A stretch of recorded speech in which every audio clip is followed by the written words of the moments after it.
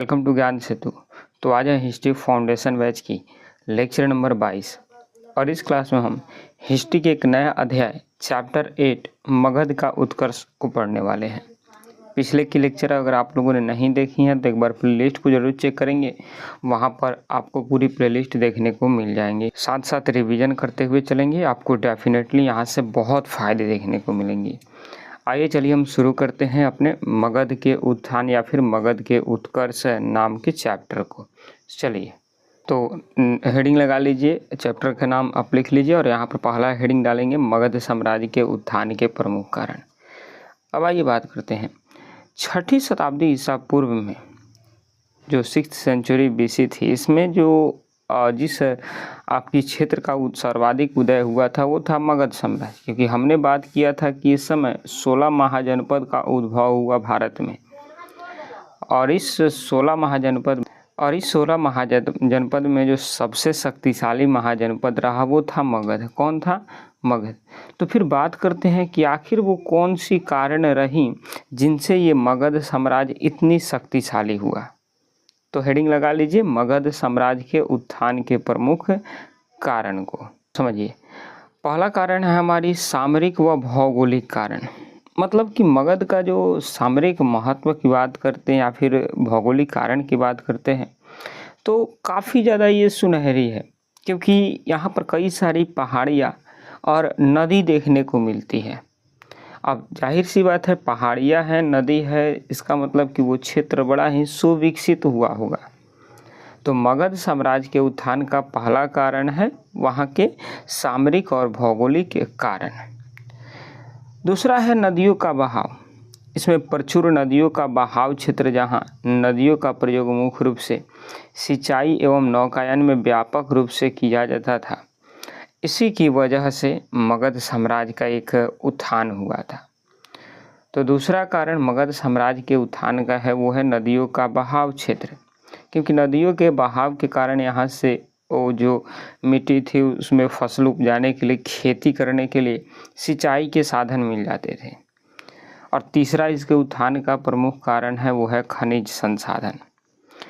इस समय मगध साम्राज्य में लौह अयस्क और अन्य सारे खनिजों के लिए एक काफ़ी सुव्यवस्थित प्रदेश हुआ करता था। अब जाहिर सी बात है, अगर खनिज है तो मगध साम्राज्य एकदम बढ़िया होगा इस समय। तो मगध साम्राज्य के उत्थान का यह भी एक प्रमुख कारण था।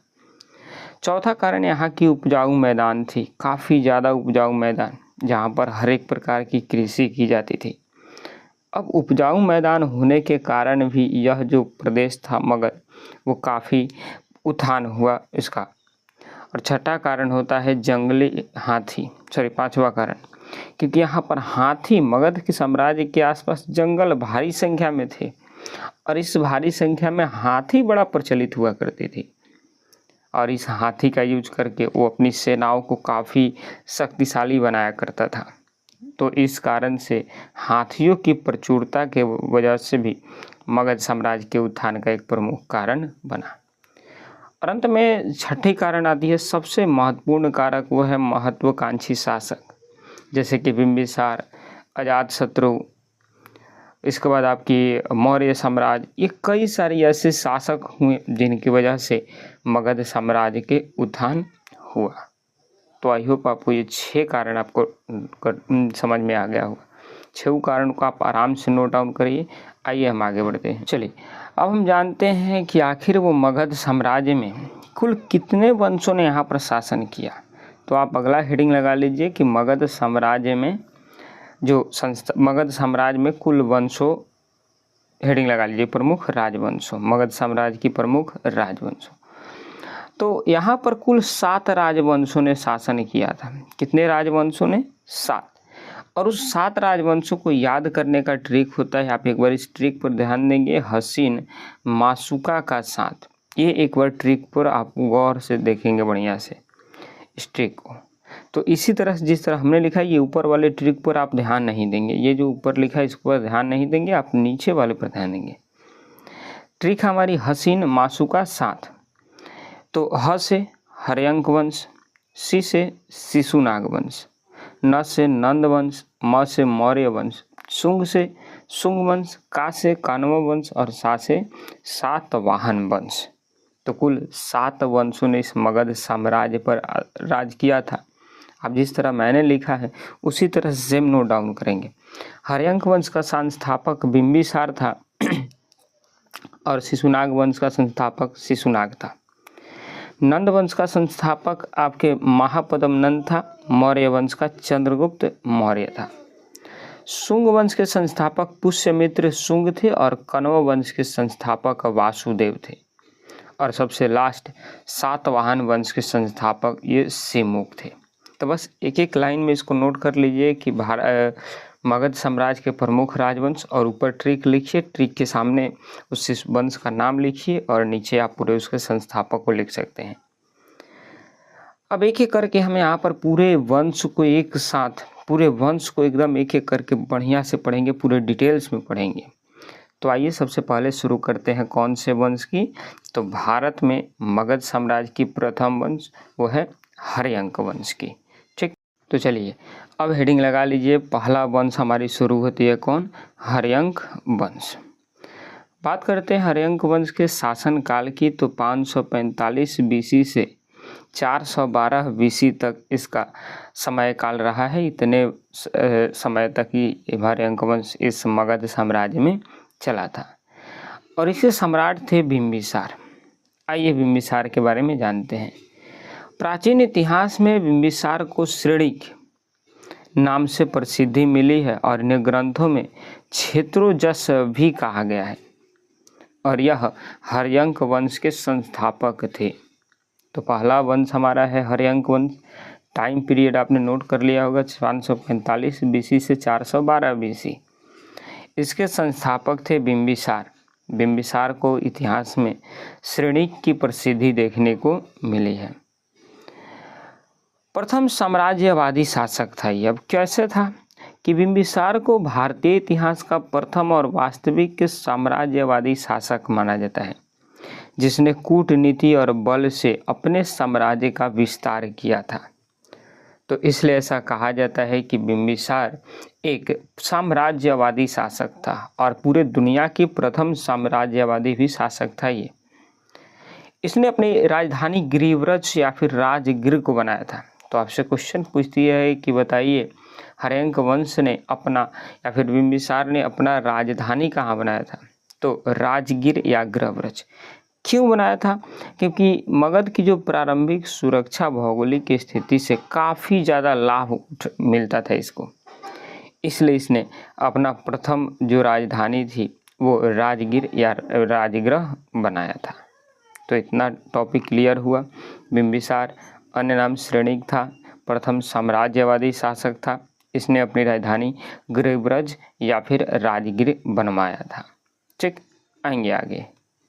चलिए अब हम बात करते हैं कि बिंबिसार की कूटनीति के बारे में। ऐसा कहा जाता है कि बिंबिसार एक ऐसा कूटनीतिक शासक था जो वैवाहिक संबंध के द्वारा अपनी क्षेत्र बढ़ाने का प्रयास किया। इसने कई सारी विवाह किया और उन सभी से इसने अपना क्षेत्र भी बढ़ाया। जैसे इसकी पहली विवाह की बात करते हैं तो कोसला देवी या कोसल के साथ हुआ था। इन्होंने कोसल नरेश प्रसेनजीत की बहन कोसला देवी से विवाह कर कोसल राज्य के साथ मित्रता स्थापित की और इस तरह से कोसला देवी से विवाह करके कोसल राज्य पर भी इसने अपना आधिपत्य जमाया था। तो प्रथम पत्नी कौन थी? कोसल देवी। ये जो है कोसल नरेश प्रसेनजीत की बहन हुआ करती थी। जो दूसरी पत्नी थी उसका नाम था चेलना। यह वैशाली के शक्तिशाली वजी संघ के लिच्छवी राजकुमारी चेलना से विवाह किया था इसने, जिससे मगध की उत्तरी सीमा सुरक्षित हुई और उसको भी अपने क्षेत्र में इसने आधिपत्य बना लिया। तो प्रथम पत्नी कोसला देवी और दूसरी पत्नी चेलना। और तीसरी बात करते हैं तो ये क्षेमा या फिर खेमा हुआ करती थी, जो कि पंजाब की महारानी थी और जो खेमा या क्षेमा बोलते हैं, और इनसे भी विवाह इसने किया था और विवाह करके पंजाब क्षेत्र को भी अपने आधिपत्य में, अपने संरक्षण में लिया था। तो इससे हम क्या समझे कि बिंबिसार एक ऐसा शासक था जिसने वैवाहिक संबंध के द्वारा अपनी सीमाओं को बढ़ाने का प्रयास किया था। ठीक, आएंगे आगे बात करते हैं। अब इस बिंबिसार ने कई सारी आपकी सैन्य विजय भी किया और उनसे कई सारी प्रदेशों को इसने जीता भी। और यहाँ से बड़ा इंपॉर्टेंट क्वेश्चन पूछ लेता है, तो बिंबिसार ही आपकी हेडिंग है, वहाँ पर हम बिंबिसार के सैन्य विजय के बारे में जानते हैं। सबसे पहले तो बात करते हैं अंग प्रदेश की विजय। बिंबिसार ने अंग प्रदेश को जीत लिया और अपने पुत्र को अजातशत्रु को वहाँ का गवर्नर नियुक्त कर दिया। तो बिंबिसार ने पहला क्षेत्र कौन जीता? अंग। कौन जीता? अंग। दूसरा इसने काशी को जीता था दहेज में, क्योंकि जो वैवाहिक संधि थी प्रसेनजीत की बहन को से विवाह करके, और इसने उससे काशी को दहेज में मिला था। बिंबिसार को प्रसेनजीत की जो बहन थी उनसे विवाह किया और विवाह करने के तत्पश्चात काशी दहेज में बिंबिसार को मिला। और उस समय काशी से 1 लाख रुपए आता था सालाना के तौर पर। इतना ज़्यादा रुपए उस समय की बात कर रहे हैं। और तीसरा प्रदेश इसने तीसरा अभियान किया अवंती के साथ। इन्होंने अपने प्रख्यात राजवैद्य चिकित्सक जीवक को अवंती के शासक चंद्रप्रद्योत को पांडुरों की चिकित्सा हेतु उनके दरबार में भेजा था। ऐसा कहा जाता है कि इसके पास से एक ऐसा चिकित्सक हुआ करता था जो कि और कहीं पर देखने को नहीं मिला। इतना बड़ा चिकित्सक हुआ था इसे, जिसका नाम था जीवक। क्या नाम था? जीवक।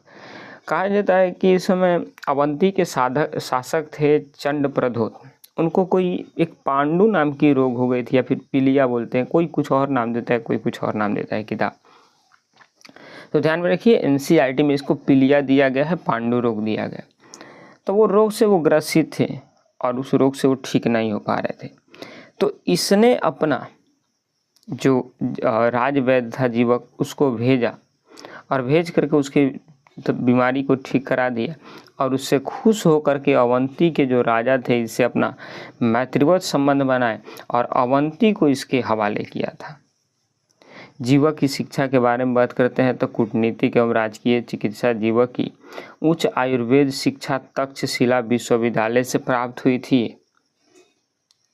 ठीक, लेकिन हुआ यही, इसने तो जीता ही, पूरे चीज अच्छा खासा काम किया बिंबिसार, परंतु इसी के पुत्र अजातशत्रु के द्वारा इसकी हत्या कर दी गई।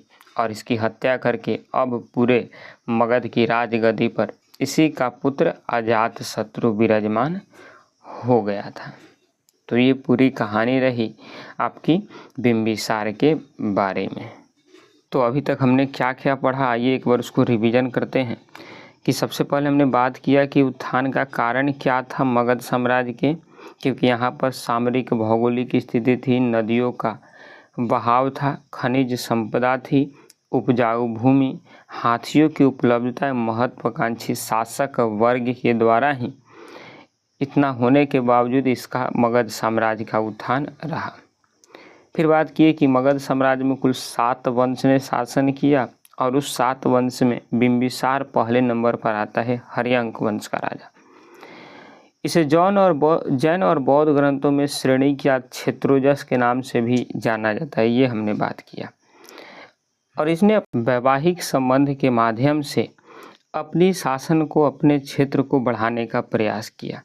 जैसे कौशल देवी से इसने विवाह किया, चेलना से लिच्छवी की राजकुमारी से विवाह किया, क्षेमा या खेमा या मद्र देश रानी से विवाह किया और अपने क्षेत्र को बढ़ाने का प्रयास किया। साम्राज्यवादी विस्तार किया इसने, क्योंकि अंग महाजनपद को पराजित कर वहां पर अपने पुत्र अजातशत्रु को गवर्नर नियुक्त किया। प्रसेनजीत से इसने काशी प्रांत दहेज में लिया, जिससे 1 लाख रुपए उस समय आते थे। फिर इसकी राजकीय कूटनीति थी कि इसके जो आपकी चिकित्सक था जीवक, उसको अवंती के राजा चंद्रप्रद्योत के यहाँ इलाज के लिए भेजा उसको, और उसको ठीक करने के तत्पश्चात अवंती को भी ये अपने क्षेत्र में मिलाने का प्रयास किया, परंतु हुआ वहीं। इसी के पुत्र अजातशत्रु द्वारा इसकी हत्या कर दी गई और इस प्रकार से आपकी मगध साम्राज्य से बिंबिसार के शासन को अंत कर दिया गया और अंत करके एक नया राजा उस पर विराजमान हुआ, इसी का पुत्र अजात शत्रु। तो अब हम नए राजा के बारे में, अजात शत्रु के बारे में हम कल इसमें पढ़ेंगे। ठीक, तो आइए अब हर्यंक वंश के दूसरे सम्राट अजात शत्रु के बारे में पढ़ते हैं। तो हेडिंग लगा लीजिए, दूसरा शत्रु अजात शत्रु, दूसरा राजा। सबसे पहले उपनाम और विजय अभियान की बात करते हैं तो अजात शत्रु का उपनाम कुणिक कहा जाता है। बड़ा इंपॉर्टेंट क्वेश्चन है, हर बार एग्जाम में देखने को मिलती है कि अजात शत्रु का उपनाम क्या था, कुणिक था। मगध के सिंहासन पर बैठते उसने आक्रामक विस्तारवादी नीति को अपनाया और उसने काशी पर सफलतापूर्वक अपना अधिकार कर उसे मगध साम्राज्य में मिला लिया। क्योंकि इसी के जो पिता को मिला था वो दहेज में मिला था, लेकिन उसने उसको पूर्ण रूप से अपने आधिपत्य में ले लिया। कौन? अजात शत्रु। इसके बाद वजी संघ की एक विशाल शक्तिशाली गणतंत्र था जिसे हटाना अत्यधिक कठिन था। अजात शत्रु ने उसको भी अजात शत्रु के अत्यधिक कुशल मंत्री वस्कार ने अपनी चतुर कूटनीति से वजी संघ में फूट डाल दी और फूट डालने के कारण वजी संघ एकदम निर्बल हो गया, जिससे अजात शत्रु ने अपनी विजय अभियान का मार्ग सुगम बना करके और उसको भी अपने क्षेत्र में मिला लिया।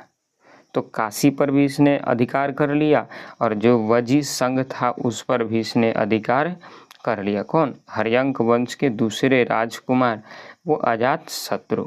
अजात शत्रु के अगर सैन्य तकनीकी की बात करते हैं तो ऐसा कहा जाता है कि आंतरिक फूट का लाभ उठाते हुए अजात शत्रु ने वजी संघ को अंततः युद्ध में जीत लिया था और इस युद्ध को उसने जीतने के लिए रथ मुसाल और वज्र महाशिला कंटक नामक दो नए विनाशकारी हथियार का प्रयोग किया था।